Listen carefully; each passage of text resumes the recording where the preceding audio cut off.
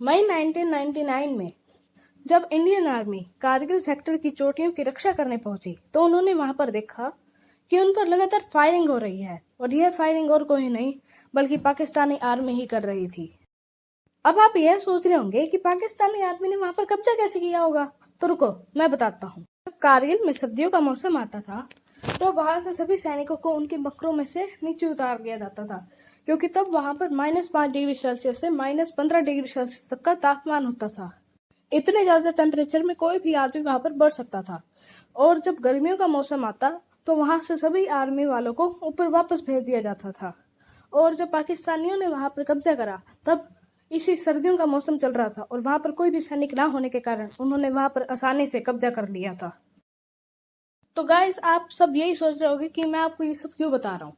तो गाइस मेरा नाम है सात्विक। तो आज की इस वीडियो में मैं आपको कारगिल सेक्टर के जो ये 5 युद्ध हुए थे उसके बारे में बताऊंगा। तो चलिए इस वीडियो को शुरू करते हैं।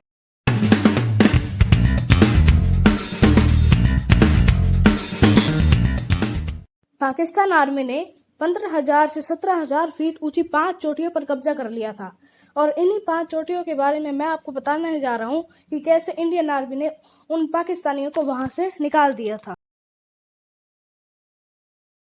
टोलोलिंग चोटी लद्दाख जिले के कारगिल के गांव में एक द्रास नामक गांव है। वहां पर एक चोटी है। वहां से NH-1 राष्ट्रीय राजमार्ग साफ दिखाई देता है। सभी पाकिस्तानियों की नजर भी इसी पर थी, क्योंकि अगर वे इस चोटी को कब्जा कर लेंगे तो वह बाकी के भारत से लेह का संपर्क तोड़ देंगे और अगर लड़ाई करनी पड़ी तो फिर वो और इंडियन आर्मी को वहां से नहीं आने देंगे।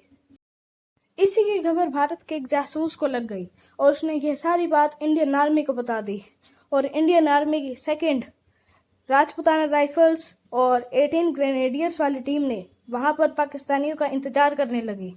और जैसे ही पाकिस्तानियों को देखा तो पाकिस्तानी आर्मी ने उन पर धावा बोल दिया, उनको वहां से मारकर भगा दिया।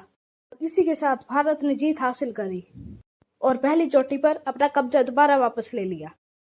लेकिन इस लड़ाई में भारत के 25 जवान शहीद हुए और इनमें से प्रमुख भारत के लेफ्टिनेंट कर्नल R विश्वनाथ, जिनको वीर चक्र से सम्मानित किया गया।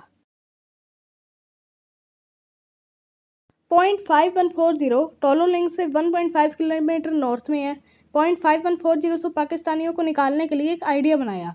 इसमें जो पाकिस्तानी सेना में हमारे जासूस हैं वह .5140 की पहरेदारी करेंगे और चुपके से इंडियन आर्मी को .5140 में एंट्री करवा देंगे और बाकी के सैनिक 75 डिग्री से 80 डिग्री झुके पहाड़ की ढलान पर से पाकिस्तानियों को हरा देंगे। और हुआ भी यही। कैप्टन विक्रम बत्रा की 13 जम्मू और YK जोशी की कश्मीर राइफल्स ने पाकिस्तानी सेना पर हमला कर दिया और इसी के साथ जीत हासिल कर ली। और विक्रम बत्रा ने अपने टीम का स्लोगन ये दिल मांगे मोर रख लिया।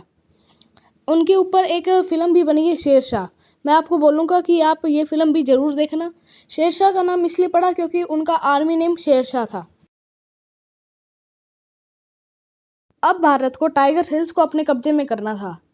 इसका मिशन 18 ग्रेनेडियर्स की टीम को सौंपा गया था, जिसने रिजर्व यूनिट के तौर पर टोलोलिंग की लड़ाई जीती थी। इस लड़ाई में उन्होंने एयरफोर्स की सहायता से पाकिस्तानियों पर लगातार बम गिराते रहे, लेकिन पाकिस्तान की लगातार फायरिंग से हमारे जवान आगे नहीं बढ़ पा रहे थे। लेकिन कैप्टन सचिन नीलांबर और लेफ्टिनेंट बलवान सिंह की सेना ने पाकिस्तानियों को दूसरी तरफ से मार दिया और भारत ने इस लड़ाई को भी जीत लिया था। हमने लड़ाई 4 जुलाई को जीत तो ली थी, लेकिन झंडा फिर भी 8 जुलाई को फहराया था। अब भारत को .4875 की लड़ाई को जीतना था, जिसका मिशन 13 जम्मू और कश्मीर राइफल्स की टीम को दिया गया, जिन्होंने अभी अभी 20 जून को .5140 की लड़ाई को जीता था। इसमें मेजर S विजय भास्कर और मेजर गुरप्रीत सिंह की सेना ने .4875 पर कब्जा करने के लिए 2 अलग अलग तरीकों से अपनी टीम का नेतृत्व किया। इसमें राइफलमैन संजय कुमार ने भी आमने सामने की लड़ाई लड़ी और शहीद हो गए। इसके बाद उनको परमवीर चक्र से सम्मानित किया गया था। गंभीर परिणामों के कारण इसमें कैप्टन विक्रम बत्रा को भी जोड़ लिया गया था। लड़ाई 5 जुलाई को तो खत्म हो गई थी और इसमें भारत जीत गया था, लेकिन इसमें कैप्टन विक्रम बत्रा को शहीद होना पड़ा और उन्हें भी परमवीर चक्र से सम्मानित किया गया था। अब भारत को जीतने से कोई नहीं रोक सकता था, इसलिए भारत ने खालूबार को जीतने के लिए 22 ग्रेनेडियर्स और एक एल गोरखा राइफल्स को खालूबार की कमान सौंपी और लेफ्टिनेंट मनोज कुमार पांडे ने कई साहसिक हमलों का नेतृत्व किया और पाकिस्तानियों को भारत से बाहर निकाल दिया।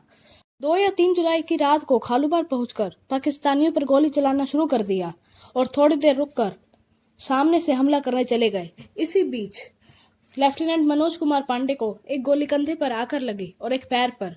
वह कंधे और पैर से घायल हो गए, लेकिन फिर भी निडर होकर वह लड़ते रहे और पाकिस्तानियों का एक बंकर ग्रेनेड बम से उड़ा दिया। लेकिन इसी के साथ एक मशीन गन उनके पास आकर फट गई और वे भारत माता की रक्षा के लिए शहीद हो गए। इसलिए उनको परमवीर चक्र से सम्मानित किया गया। आज ही के दिन यानी 26 जुलाई को भारत ने इस युद्ध में विजय प्राप्त करी, लेकिन इसमें भारत के 674 जवान शहीद हुए। इनमें से 4 को परमवीर चक्र, 10 को महावीर चक्र और 70 जवानों को वीर चक्र से सम्मानित किया गया। आशा करता हूँ कि आपको मेरी यह वीडियो पसंद आई होगी, तो इस वीडियो को लाइक और चैनल को सब्सक्राइब जरूर कीजिएगा। Bye bye.